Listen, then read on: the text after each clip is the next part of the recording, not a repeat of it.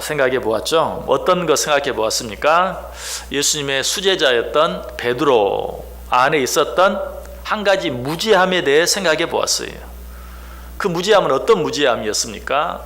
예수님에 대해서도 잘 알지 못하고 예수님이 하시는 일에 대해서도 잘 알지 못하는 베드로의 그런 무지함에 대해 생각해 보았어요. 베드로가 예수님께서 말씀하셨죠. 내가 이제 너희들을 떠날 때가 가까웠다. 그러자 베드로가 뭐라고 말했어요? 시몬 베드로가 이르되 주여 어디로 가시나이까? 어디로 가십니까?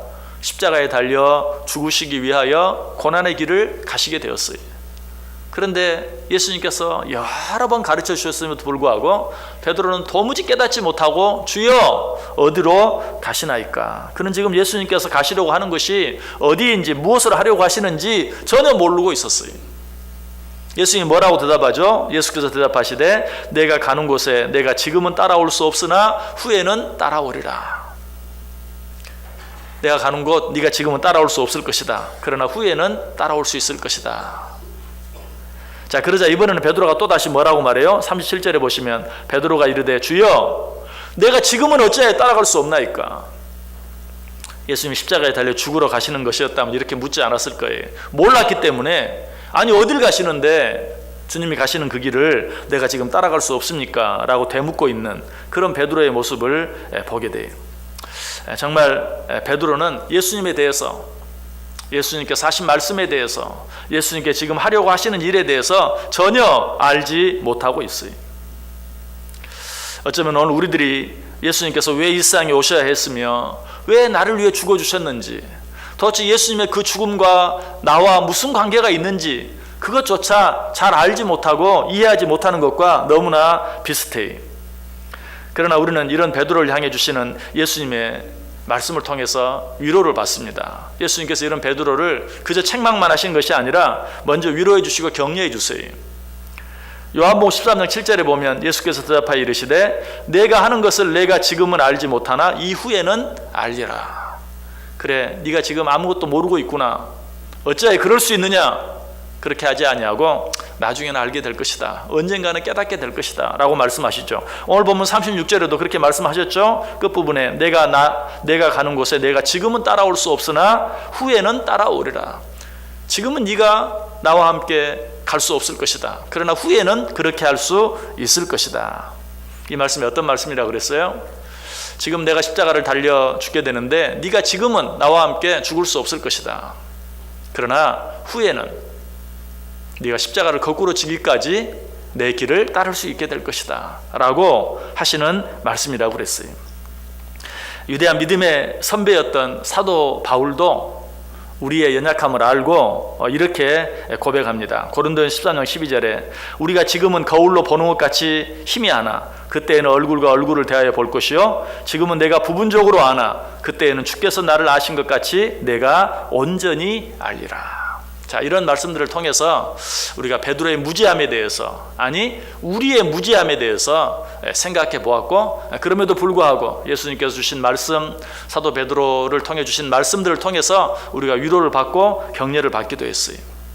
그런데 안타까운 것은 베드로의 무지가 여기서 끝나지 않는다는 것이 지금 예수님이 어디로 가시는지 예수님이 하려고 하시는 일이 무엇인지 알지 못하고 이해하지 못하는 여기에서 끝나는 것이 아니라 거기서 한 걸음 더 나아가요. 37절 보세요. 베드로가 이르되 주여 내가 지금은 어찌하여 따라갈 수 없나이까? 주를 위하여 내 목숨을 버리겠나이다.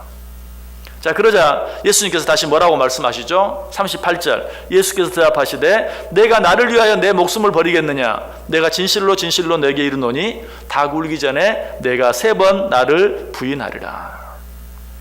베드로가 뭐라고 말했어요? 주를 위하여 목숨을 버리겠나이다. 그러자 예수님께서 뭐라고 말해요? 아니다. 너는 다 굴기 전에 나를 3번이나 부인할 것이다. 무슨 말이에요? 너는 절대로 나를 위하여 목숨을 버릴 수 없다 라고 말씀하고 계시는 것을 보아요. 자, 예수님의 이 예언이 맞았습니까? 틀렸습니까? 그대로 적중했어요. 그렇다면 이러한 예수님과 베드로의 대화를 통해 드러난 베드로의 또 한 가지 무지는 무엇입니까?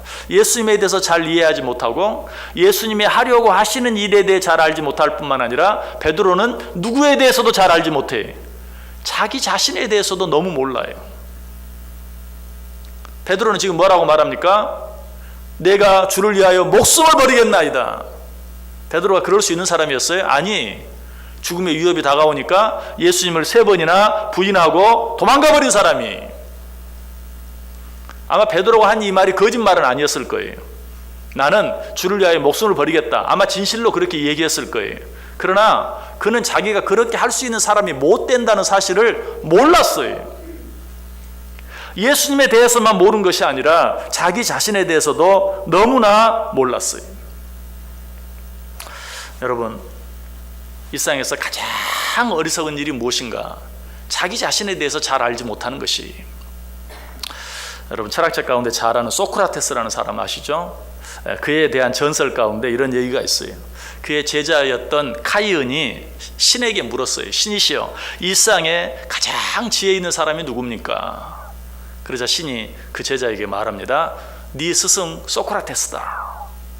그래서 카이은은 너무 신나서 자기 스승 소크라테스에 가서 내가 신에게 물었습니다. 이 세상에 가장 지혜로운 사람이 누구인지. 그런데 신이 소크라테스, 당신이 이 세상에서 가장 지혜롭다고 말씀하셨습니다.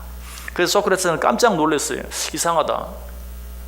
나는 모르는 게 너무 많은데, 나는 참 어리석은데 어떻게 신이 이 세상에서 내가 가장 지혜롭다고 말할 수 있을까? 그래서 정말 이 세상에 있는 다른 사람들 가운데 자기보다 더 지혜로운 사람이 없는지 한번 확인해 보기로 했어요. 그래서 자기가 알지 못하는 것, 이 세상에서 가장 귀한 것이 무엇인가? 소크라테스가 지금 그걸 연구하고 있는데 이 세상에서 가장 귀한 것이 뭔지를 알 수가 없어요.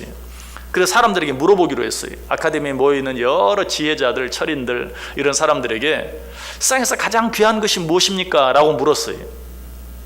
그런데 역시 그들도 세상에서 가장 귀한 것이 알지 못했어요. 소크라테스 생각했어요. 저 사람들이나 나나 피차 일반인데 왜 신은 나보고 가장 지혜로운 사람이라고 말했을까? 소크라테스는 한 가지를 깨달았어요. 한 가지 차이가 있다는. 저 사람들은 알지 못하면서 아는 척해. 마치 알고 있는 것처럼 이야기해. 그런데 자기는 내가 알지 못한다는 사실을 알고 있어요. 그때 소크라테스는 깨달았어요. 맞다. 지혜는 다른 것이 아니구나. 내가 얼마나 어리석고 내가 얼마나 무지하고 내가 얼마나 부족한가 하는 것을 아는 것이 지혜구나. 바로 이것이 자기 자신에 대해서 알지 못하는 것, 이것보다 어리석은 것이 없어요. 그러나 이 세상에서 가장 지혜로운 지혜가 있다면 무엇인가? 자기 자신을 바로 아는 것이, 특별히 자기 자신의 무지함, 자기 자신의 부족함, 자기 자신의 연약함을 아는 것, 이것이 바로 지혜예요. 이것을 우리가 신앙적으로 바꾸면 이것이 믿음이, 내가 얼마나 부족하고 내가 얼마나 연약하고 내가 얼마나 큰 죄인인가 하는 것을 아는 것이 믿음이 있는 것 같아도 자기가 무엇인가를 안다고 생각하면, 자기가 무엇인가 할 수 있다고 스스로 생각한다면 그것이야말로 믿음 없는 것이요, 그것이야말로 무지인 것을 오늘 우리에게 말씀해 주고 있어요. 베드로는 이걸 몰랐어요. 자기가 얼마나 무지한지, 자기가 얼마나 연약한지를 몰랐어요. 베드로는 자기 자신에 대해서 이렇게 생각했을 거예요. 나는 한번 한다고 하면 반드시 하는 사람이다. 내가 마음만 먹으면 못할 것이 없다. 여러분 어때요? 틀림없이 베드로는 그렇게 생각했어요. 그러니까 예수님께 뭐라고 말해요? 당신을 위하여 목숨을 버리겠나이다. 나는 한번 한다면 하는 사람입니다. 내가 마음 먹었는데 하지 못하는 일이 없습니다. 그런 자신을 가지고 그렇게 이야기를 했어요. 그러나 사실은 어때요? 한 여종 앞에서까지도 예수님을 부인하고 도망칠 수밖에 없는, 한 번도 아니고 3번이나 부인하고 도망칠 수밖에 없는 그렇게 연약한 존재였다는 사실을 베드로는 몰랐어요. 여러분, 이것이 꼭 베드로만의 문제입니까? 여러분, 또 한 번 이런 베드로의 모습을 보면서 베드로는 정말 왜 그러는지 몰라, 여러분 그렇게 생각하면서 혀를 끌끌 차십니까? 여러분, 이 말씀을 지금 누구를 위하여 주신 것입니까? 베드로를 위하여 주신 것입니까? 아니, 오늘 우리들을 위하여 주시는 것이, 베드로는 우리들의 무지함과 우리들의 연약함과 우리들의 부족함을 깨달을 수 있게 하기 위해서 예수님께서 뽑으신 모델에 불과해요. 너희는 이 베드로를 보면서 너희 모습을 보아라. 너희는 이 베드로의 무지한 모습을 보면서 너희들의 무지한 모습을 보아라. 너희는 이 베드로의 부족하고 연약한 모습을 보면서 너희 자신들의 부족함, 연약함을 발견해라 라고 우리에게 말씀하고 있는 것이, 베드로는 우리들을 위해서, 우리들에게 교훈을 주시기 위해서 뽑힌 모델이다라는 사실을 분명하게 보여주는 말씀이 있어요. 자, 성경 한번 찾아보세요. 마태복음 16장 21절에서 23절. 마태복음 16장 21절에서 23절.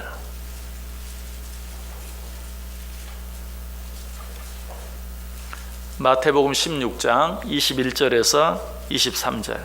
세 절 말씀 우리 같이 한 목소리로 읽어봅니다.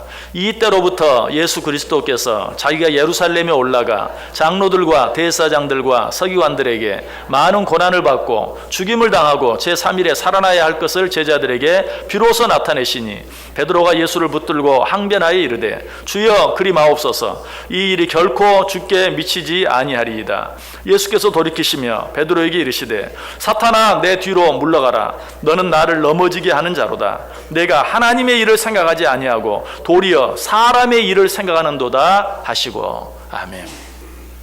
참, 베드로가 지금 어떻게 하고 있어요?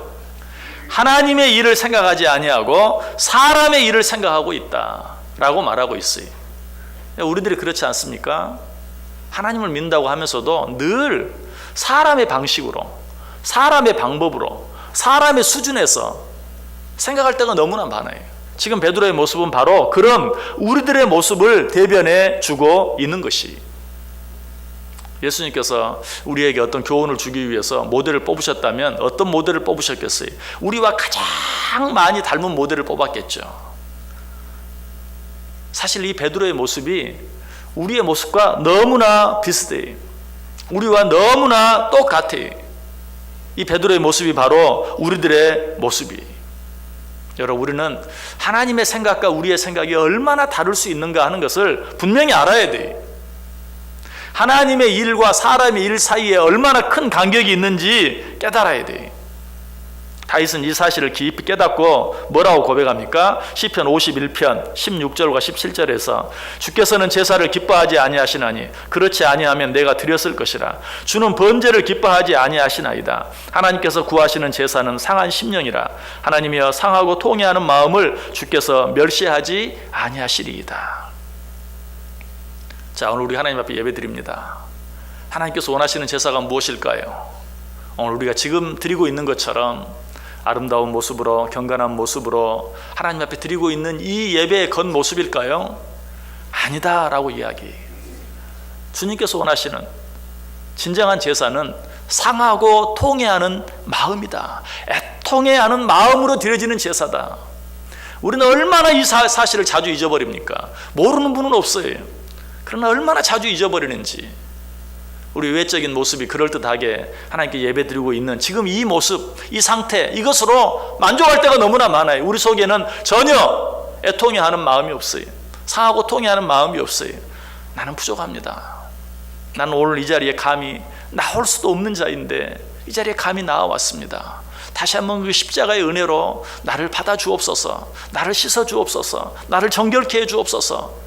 이런 마음이 없이 하나님께 예배 드릴 때가 얼마나 많은지 몰라요. 이 모습이 바로 어떤 모습입니까? 자기에 대해서 너무 모르는, 이 정도 예배 드리면 되지. 저 사람은 왜 저렇게 예배 드린대? 아니, 누구는 오늘 또 안 왔네? 이것만 생각하지, 내가 정말 하나님 앞에 예배 드릴 자격이 없는 정말 그런 자라는 사실을 또 잊어버리고 있는 거예요. 오늘 베드로는 그런 우리의 무지함, 우리 자신에 대한 무지함을 깨닫게 해 주기 위해서 등장하는 인물이다. 여러분, 우리가 하나님의 생각과 사람의 생각이 얼마나 다를 수 있는가 하는 것을 잊어버릴 때 베드로가 빠졌던 그런 실패의 자리에 우리도 여지없이 빠질 수밖에 없어요. 그렇다면 베드로가 빠졌던 그런 자리에 빠지지 않기 위해서, 베드로가 나아갔던 그런 실패의 자리로 나아가지 않기 위해서 우리는 어떻게 해야 합니까? 무엇보다도 먼저 겸손해야 돼.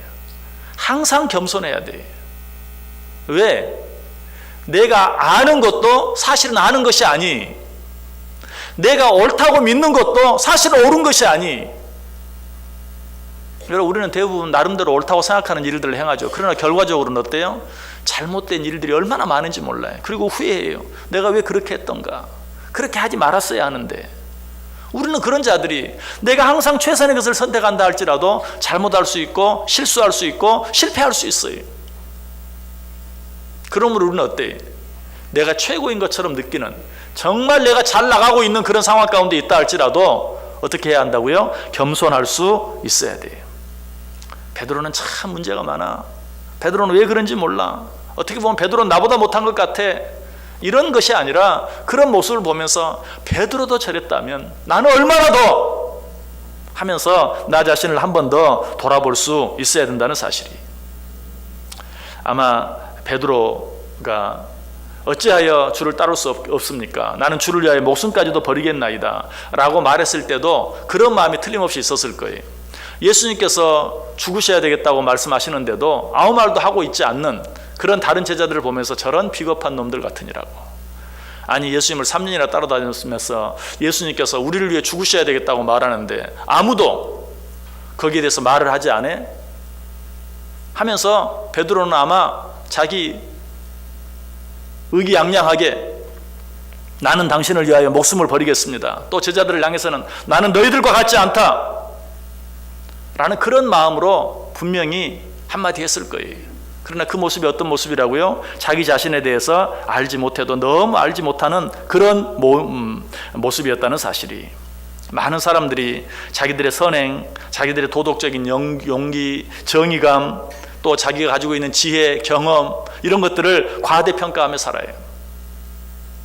내가 그래도 나름대로 남들보다 더 나은 삶을 살고 있다고, 내가 잘은 못해도 나만큼만 하라고 하는 그런 마음, 그런 생각, 또 지금까지 별 문제 없이, 별 탈 없이 남들보다 더 잘 살아왔다고 그래서 자기의 어떤 지혜, 자기의 어떤 결함, 이런 것들을 믿고 살아가는 그런 사람들이 참 많아요.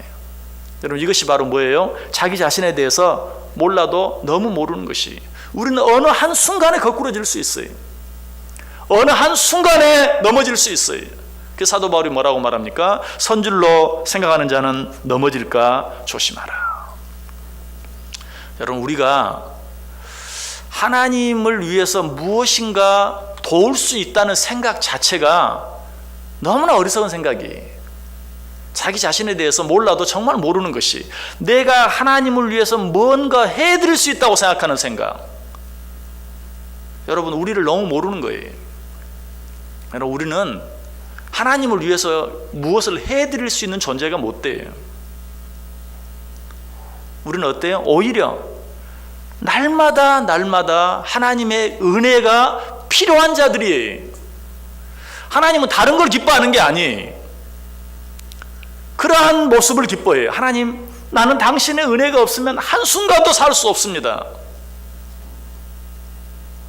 나는 당신의 사랑과 자비가 없으면 단 한순간도 견딜 수 없습니다. 이것이 하나님께서 원하시는 것이고, 이런 우리의 모습을 통해서 하나님의 영광을 받으시는 것이지, 내가 무엇을 해드림으로 하나님의 일을 도울 수 있는 그런 능력이 우리 가운데는 없다는 사실이.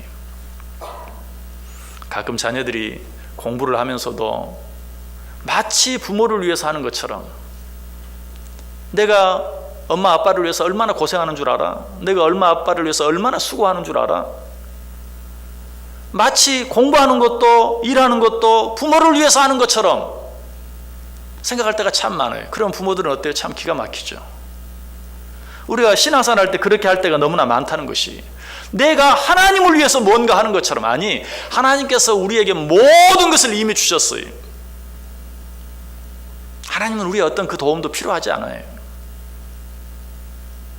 우리는 하나님 앞에서 나의 연약함과 나의 부족함을 철저하게 고백하고 인정할 때 비로소 하나님은 그 일을 통해서 기뻐하시고 그 일을 통해서 영광을 받으시는 것이. 베드로는 이 사실을 몰랐어요. 그래서 항상 그가 뭔가 하려고 하면 할 때마다 문제가 터지고 사고가 터지고 또 하나님께 주님께 책망을 받고 하는 그런 모습을 보게 되는 것이. 비단 베드로 한 사람뿐만 아니, 그런 사람들이 너무나 많았어요. 성경 안에는 그런 사람들이 너무나 많이 나와요. 마태복음 7장 22절에 보면 그날에 많은 사람이 나더러 이르되 주여 주여 우리가 주의 이름으로 선지자 노릇하며 주의 이름으로 귀신을 쫓아내며 주의 이름으로 많은 권능을 행하지 아니하였나이까. 아마 우리도 하나님 앞에 섰을 때 말할 거예요. 하나님, 내가 그때 이것도 하고 내가 또 그때 저것도 하지 않았습니까? 내가 그때 참 힘들었지만 그래도 내가 할 수 있는 최선을 다해서 이것도 하고 저것도 하고 하지 않았습니까? 그러나 그런 자들을 향해 주님께서 뭐라고 말했습니까? 그때 내가 그들에게 밝히 말하되 내가 너희를 도무지 알지 못하니 불법을 행하는 자들아 내게서 떠나가라. 네가 나를 위해 무엇을 했다고? 나는 너희를 도무지 알지 못한다. 그렇게 말씀하신 이유가 무엇입니까? 우리는 내가 당신을 위하여 이렇게 했나이다 이렇게 말할 수 있는 자들이 아니라고 그랬어요. 그럼 뭐라고 말해야 돼요? 내가 이렇게 할 수 있었던 것은 순전히 하나님의 은혜입니다. 내가 이렇게 할 수 있었던 것은 하나님께서 나를 그렇게 축복해 주셨기 때문입니다. 내가 그만큼이라도 할 수 있었던 것은 하나님께서 내게 준 은혜 때문입니다. 하나님이 원하시는 것은 그런 것이고 하나님의 눈에 뜨이는 자들은 그런 자예요. 내가 주의 이름으로 이것도 하고 저것도 하고 그것도 하지 않았습니까? 이 불법을 행하는 자들아 내게서 떠나가라. 나는 너희를 도무지 알지 못한다. 내가 무엇인가 했다고 생각하면 그것 자체가 나를 몰라도 너무 모르는 거예요. 저는 말씀을 전하면서 목사로서 정말 저 자신을 한번 돌아봐요.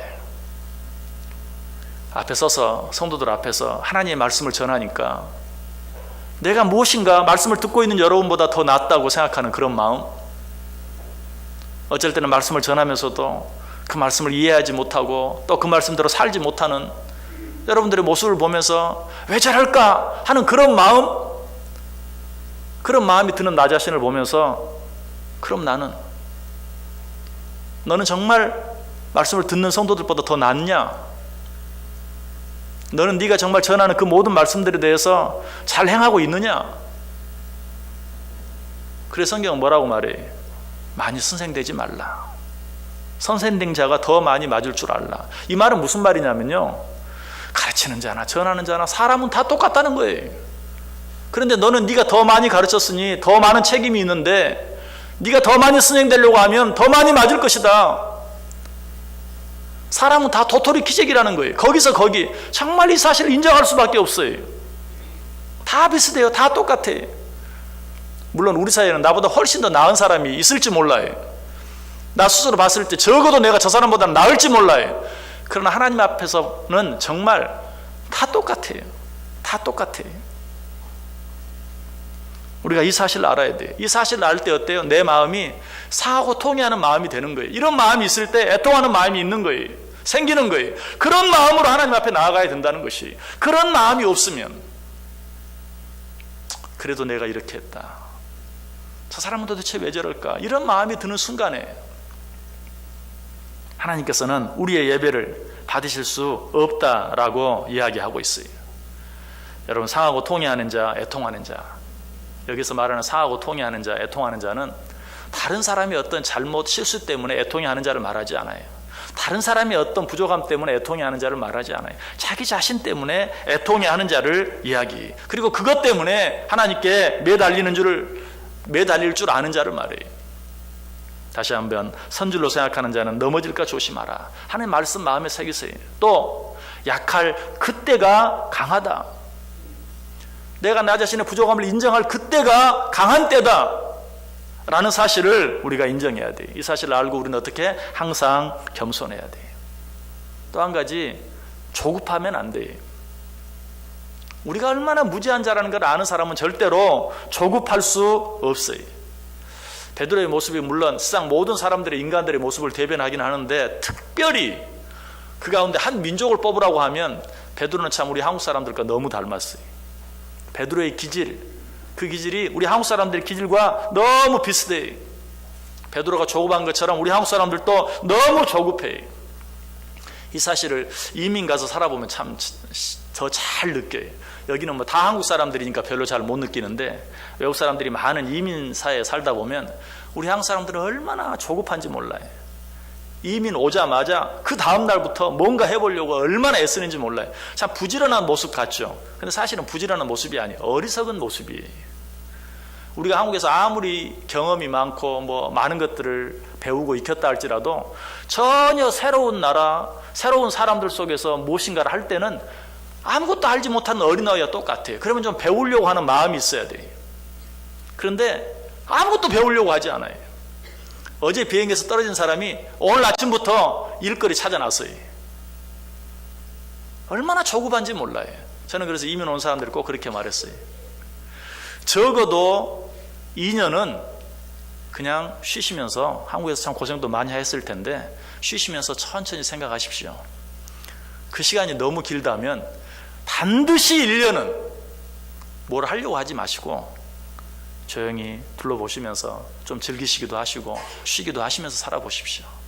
그렇게 할 수 있는 사람이 거의 없어요. 그런데 그렇게 하는 사람이 거의 없어요. 그러다가 1년 쉰 것보다도 훨씬 더 큰 손해를 보고 먼 길을 돌아서 오는 사람들이 얼마나 많은지 몰라요. 여러분, 조급하면 안 돼요. 조급함처럼 어리석은 게 없어요.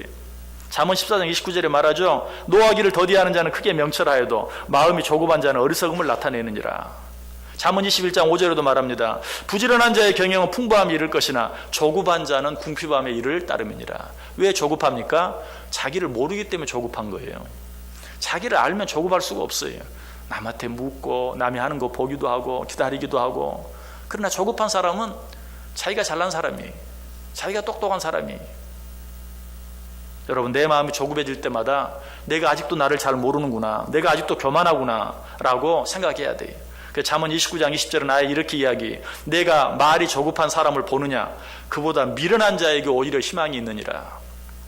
뭔가 아는 줄 알고 조급한 사람보다는 아예 자기는 아무것도 모른다고 생각하고 묻는 사람, 기다리는 사람, 이런 사람이 오히려 희망이 있다라고 이야기하고 있어요. 성경에 나타난 베드로의 모든 실수는 조급함에서 나타난 것이. 또 한 가지, 베드로가 빠진 이런 자리에 빠지지 않기 위해서 우리는 어떻게 해야 할까요? 하나님의 말씀은 무조건 하나님의 말씀으로 받을 줄 알아야 돼요. 내 머리로 이해하려고 하거나 내 머리로 계산하려고 하거나 내 머리로 따지려고 하면 안 돼요. 그것보다 더 큰 교만은 없어요. 하나님의 말씀은 하나님의 말씀으로, 네가 지금은 나를 따라올 수 없을 것이다, 이후에는 그러나 따라오리라. 아, 그렇습니까? 그렇게 알겠습니다. 네가 정말 나를 위하여 목숨을 버리겠느냐, 네가 나를 3번 부인할 것이다, 그렇습니까? 그런 줄 알고 내가 더 조심하겠습니다. 그러나 베드로는 한 번도 그러지 않았어요.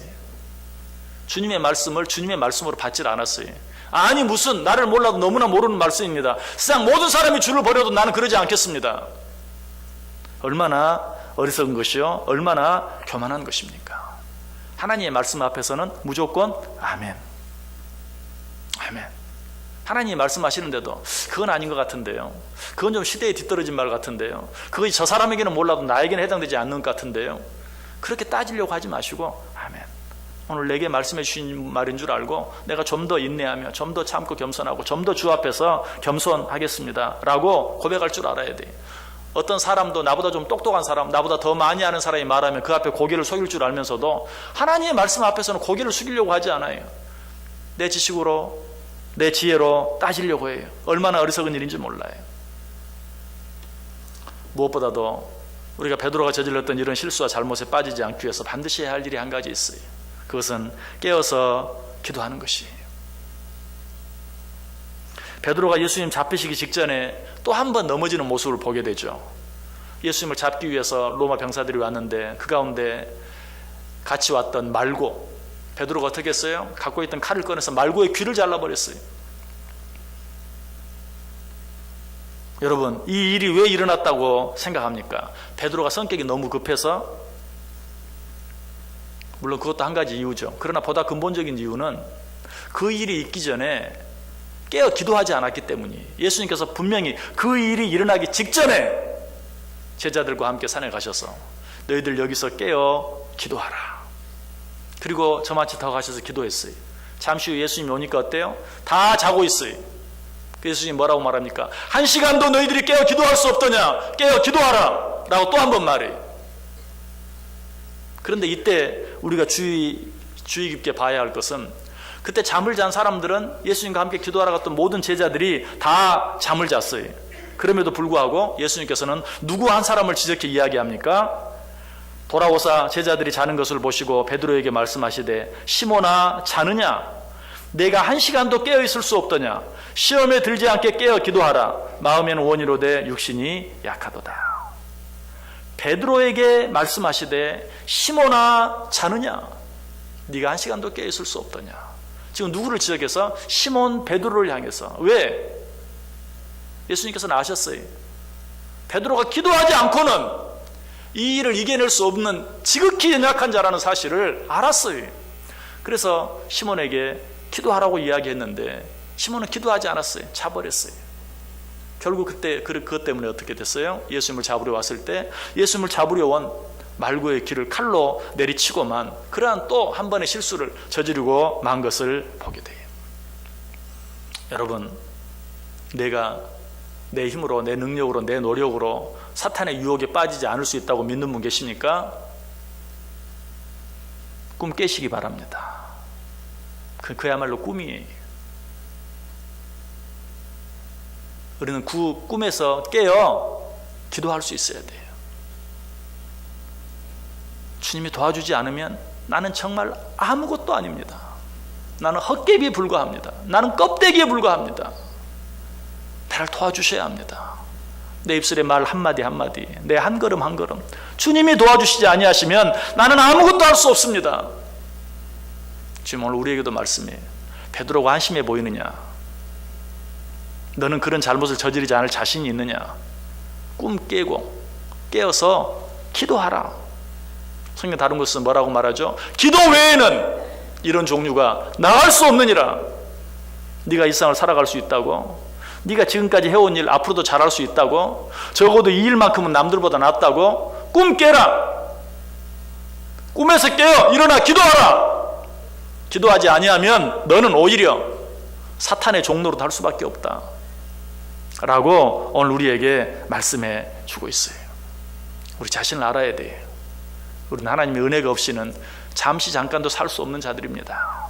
하나님의 은혜가 아니면 아무것도 할 수 없는 자들입니다. 하나님의 은혜가 아니면 어린아이처럼 한 걸음도 뗄 수 없어요. 이 사실을 인정하고 오늘도 하나님의 도움이 필요한 것 기억하고 하나님의 죄는 나올 때마다 내가 오늘도 주님 앞에 나왔습니다 하는 교만한 마음이 아니라 주여 오늘도 이 자리에 나올 수 있도록 내게 기회를 주시고 은혜를 주셔서 감사합니다. 주님 앞에 진정으로 겸손히 엎드려서 하나님의 도움을 구할 수 있는 상하고 통회하는 마음, 애통해하는 마음으로 하나님 앞에 나와서 기도하고 찬송하고 예배할 수 있는, 그래야 순간순간 하나님의 도움 가운데서 살아갈 수 있는 저 여러분들 다 될 수 있기를 주님의 이름으로 간절히 축원합니다. 기도하겠습니다.